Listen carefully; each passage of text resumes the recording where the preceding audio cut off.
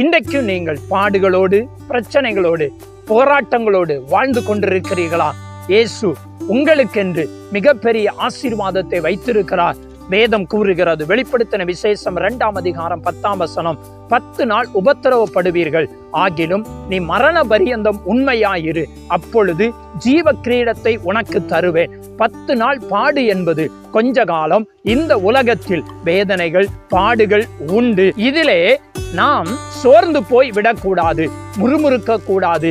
இதை சகித்து கொண்டு இப்படிப்பட்ட சூழ்நிலையிலும் இயேசுவுக்காக உண்மையாய் வாழ வேண்டும்.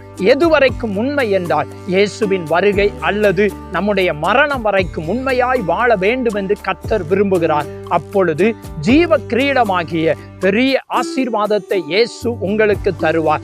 ஜீவ கிரீடத்தை பெறப்போகிறதான நாம் உண்மையாய் கிறிஸ்துவுக்காய் வாழுவோம். இயேசு உங்களை ஆசீர்வதிப்பாராக. ஆமென்.